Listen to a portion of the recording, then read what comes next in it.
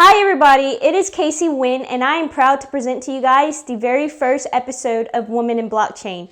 In this episode, I get the opportunity to sit down with the president of BSIN, Blockchain and Crypto Education Network, a nonprofit organization started to democratize knowledge and opportunities through community-led education.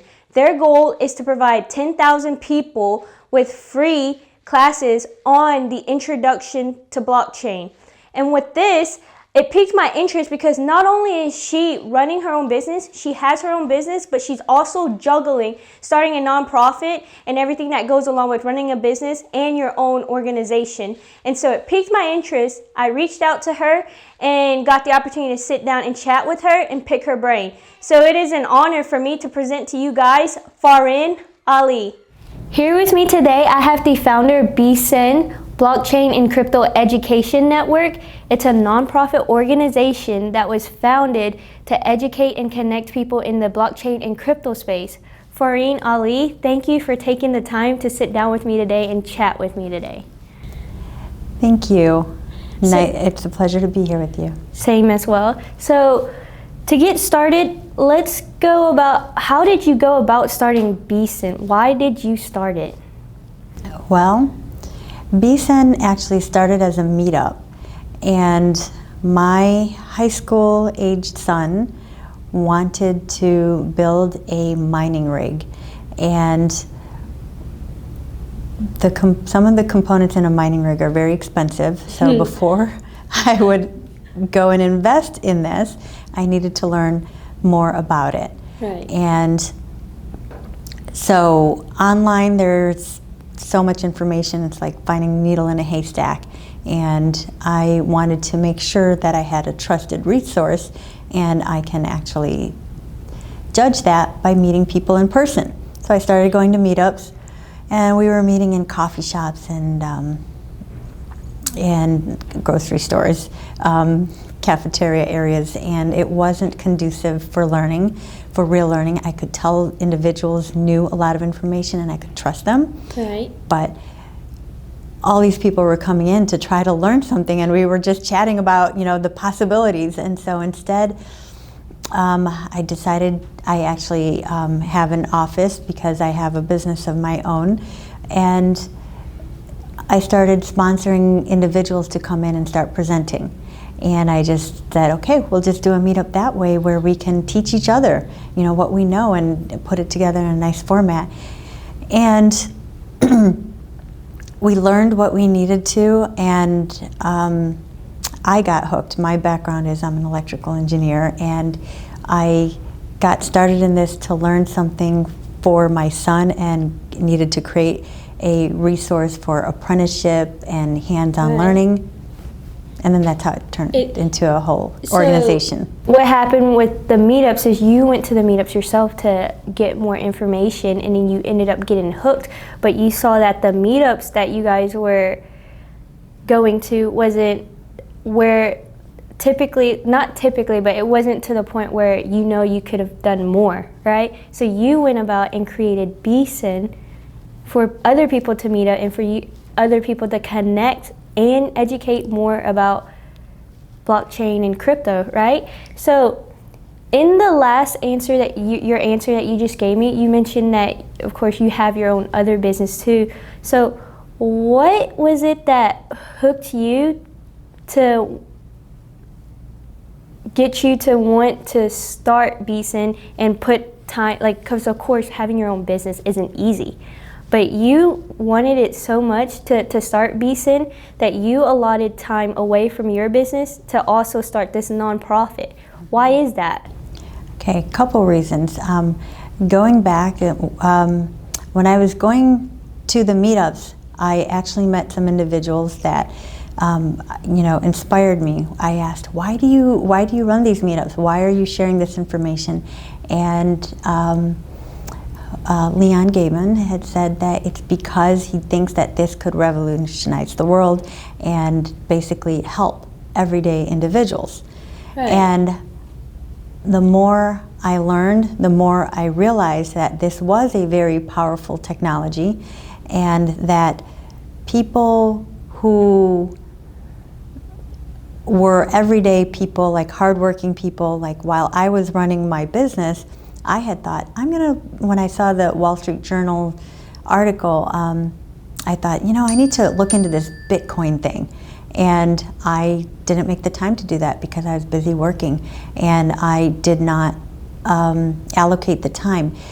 When you have a new technology, you really have to spend a lot of time and energy and learning about it. And I realized that while the hardworking people could have, started playing with this, learning this technology themselves, they're all busy, and just like me. Whereas the people who have a lot of time and money, they had access to people, everything. They could just throw whatever money into there to participate with the blockchain Bitcoin experiment, and they could hire people who knew and had spent the time. Whereas me, you have to make it a full-time job to find out. So I just wanted to, I was actually kind of annoyed that, by the time I had looked at Bitcoin, it was like $2,000, and I was like, oh, I'm not going to buy any of that. I'm going to wait till it goes back to 1,000. And, then it was 4,000. Then I started just playing with it, just to speculate. And then I thought, if people want to experiment with this, we should be able to.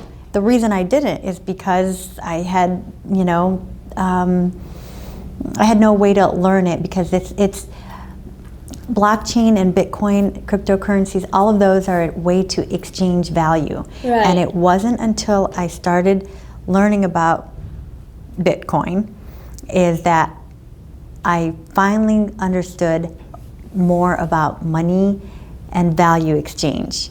And that, we all work, and we store our hard work into money. Into money. And so if that money's, changing, if it's not worth as much later, then, what was all that work for? Didn't somebody just rob me of my hard work? Right. So I had never thought of that. Now, that's the usual, Bitcoin story. But, whether it's going to have that whole promise or not, what I also realized is, so that's why I started this, to democratize and lower the barrier to entry for everyday people who wanted to. Because for me too, it's like I'm in that boat too. It's like I don't know as much, but it's also that I don't have enough time for me to learn about all that. So I see where you're going in that aspect, but I also love how you're answering other questions that I have in my head for me. So what else did you realize? Because you started, that was the answer to one, but then you're like, but I also realized, so what did you realize? The other thing I realized is, while I was running my neurofeedback business, there was a project I wanted to accomplish. One is I work with actually I have a condition that's called dysautonomia, and neurofeedback was very helpful for it. And dysautonomia is a dysregulation of your autonomic nervous system. Right. And so the reason that neurofeedback is not given as the first line of try this is there's not enough data, aggregated data to give it enough steam to make it more widely available. Right. And so I wanted to do research, and I can only handle free research for only X number of people. Right. Well, that's not statistically significant. There are other places that do what I do, and I wanted to find a way to collaborate with multiple locations with data and be able to take away private identifiable information from this data and to track symptom changes, right, and to aggregate that and to produce meaningful results from it. Okay, so that's how you started. That was your cause of why you wanted to start the meetups, right? But you also just mentioned that you came to another realization. What was that realization? That realization was that blockchain actually has real use cases for businesses, and the technology behind cryptocurrencies, which is blockchain, could actually solve a problem that I'd been grappling with for 3 years. That is something that, I had my neurofeedback business for 3 years now, and I was on a path trying to solve that problem, and I had to veer off to take care of my child's needs, and I thought I was starting what would be kind of a Cub Scout den, but it got me hooked, and that is why, that's how it came to be. That's so amazing that stepping away from your business and getting started in the blockchain and crypto space actually helped you improve your business. That's right. And some people, when they think about crypto or when they think about blockchain, they have one vision, but you're an example of how it opened your mind, right? It did. So the next question I have for you is, for somebody starting out, how would you advise them to, because you're one of many meetups, but maybe some people aren't aware that there are meetups and they can use it to their advantage. How would you advise those people to get access to those meetups?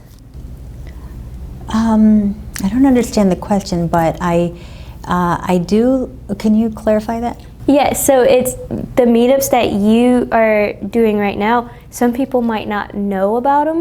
Oh, how do they get involved? Okay. How do they get involved? Okay. Right. Well, we have meetups twice a month, and the first meetup of the month is Blockchain 101, and the next one is more of a specialty topic. And you can go to bcen.io and join us in person or online. And there's information there on where we're meeting. And I would like other people to duplicate our model, which is basically, the other thing I really wanted was to allow individuals who aren't necessarily credentialed but know a lot. Right. Now that blockchain's becoming more popular, you have all kinds of people just jumping on board, and they're now the experts. And but the thing is, I guess I could say, oh, I'm an engineer, electrical engineer, I'm the expert. But you know what? I know the people who've been working with cryptocurrencies are the ones that are most fluent in blockchain technology. And I don't think that the only way you're going to become fluent in this blockchain technology is if you have hands-on experience with cryptocurrency. Right. There's a divide now where people are like, blockchain good, cryptocurrency bad. And yet the thing is, the only way you can get proficient in blockchain is by hands-on experience with a blockchain that's working. So, I also wanted everyday individuals to be able to, who actually know what they're doing, to be given an opportunity and a stage and a professional platform to be able to put their best presentation forward and share what they know, because a lot of people are inspired to do that. And so it doesn't have to be the leader of the blockchain group that does it. It's volunteer led. Right. And so by led, I provide support, guidelines, kind of. We don't do multi-level marketing. We don't give financial advice. If you've done something, this is what I've done. You can share what you do. You don't tell other people what to do. And and that process has really helped professionally develop regular people into, now they're speakers, they're working at real blockchain projects within companies. They're spreading their wings. They're spreading their wings and getting real jobs and employable. And that's what you wanted to provide for those people. And that's so amazing, though. Like, I don't know many of them. Maybe I'm not looking too deep into them. But I just wanted to tell you, it's so amazing because what you're doing now, not only can it be done in the crypto space, but any space in general, the medical space, it's like study groups. Mm-hmm. Whereas you go and you collaborate with other people, but you're not telling them what to do. You're providing, the people that come to your meetups, they provide this is what I see, and other people too. So it's like collecting data, but then it's not like you have to invest in this, you have to invest in that, you have to jump on this coin, you have to jump on this, right? And so thank you for that. I really do appreciate that. And so I want to ask you where you guys are at now. And obviously you guys started from cafeterias to coffee shops, and then you expanded, and now people are jumping on board, and it's a lot of people jumping on the Bitcoin and crypto board. And blockchain in general, the whole space. But there's a lot of people who don't know anything at all, or they're jumping on too quick, right? And they're just investing, looking for a quick buck, getting burned, and then jumping out. It's, you know, you only play with what you're willing to lose, and then you, it's still it's like the early days of internet. You would work all day on a Word document, and then everything would crash. So imagine if the value you had was not just your investment in time all day, but like your life savings, and then things crash. It's that clunky. You don't want to play with anything you can't afford to lose, and yet we all do need to play. We don't need to, but if you like to, you should be able to play with it. And especially children, they're already playing video games. Tokens, they're being rewarded digital value. We're already, digital exchanges of value are not going away. So what has happened is, you know, we've actually gotten a lot of momentum. One thing is, now my company is looking at finishing out our research project with blockchain technology. So I have people who are working on this with me, and then BSEN itself. We've actually we have a conference coming up here in Dallas, Texas, at the Frisco Conference Center. When is this? Any date? Any set in stone date? An estimate of when it's going to go down? Yes, it's October 10th through the 13th, and unlike many of the old conferences, which were just circuses, this is very education heavy. And so there's first 2 days are training, so it's anything from accountants and lawyers can get CPE, CLE credits, and there's developer courses, Corda, and Hyperledger, and smart contracts. And so we have 8 different classes, and our gold sponsor is Thomson Reuters, which is the world's largest accounting firm, and we'll have the mayor of Frisco coming to do opening remarks. So it's actually gotten a lot of momentum. You guys started from literally, I keep saying coffee shops, but now you're hosting your own conference, and you're getting sponsored by the world's largest accounting firm. That's so much growth, and it's so amazing. What you're doing is just amazing in general, just educating people who don't know much about the crypto or want to learn more. So again, thank you for that. Like, I can't express to you how amazing I think BSEN is.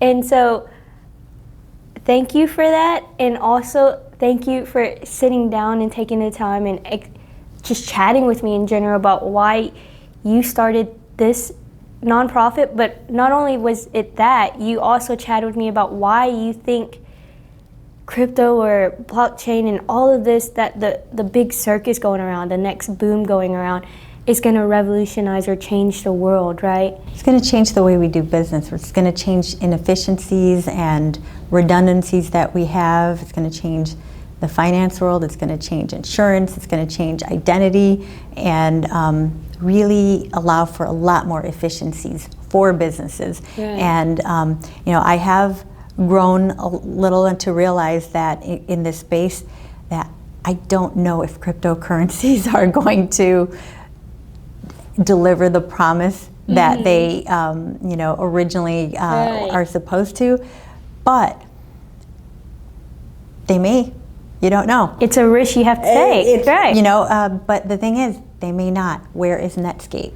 Netscape was the first browser. Now we've got, you know, Google, Chrome, and you don't know what's going to be there, but it's fun. It's, you know, a lot of people spend time, you know, doing triathlons or doing scrapbooking, and I spend time doing blockchain. That's my fun. Yeah, it brings you fun, and you're just channeling your fun into helping it bring other people fun too. Yeah. And that's so great. And those are the people I just have a lot in common with. Right. So that's not only can you bring them fun, but you connect with them on another level. That's so great. And again, I wanted to thank you for taking the time to sit down with me. I do appreciate it. And I can't wait to hear about what goes on at your conference. It's October, right? October 10 through 13, right here in Frisco. So it's in Dallas, so it's called the Frisco. Actually, it's the futureofblockchainconference.com is the website if you'd like to check it out. Yeah, I will definitely take a look at it. And like I said, I can't wait to see what's to come to you. And also, again, thank you for sitting down with me, Farhin. You're I welcome. appreciate it. Thank you.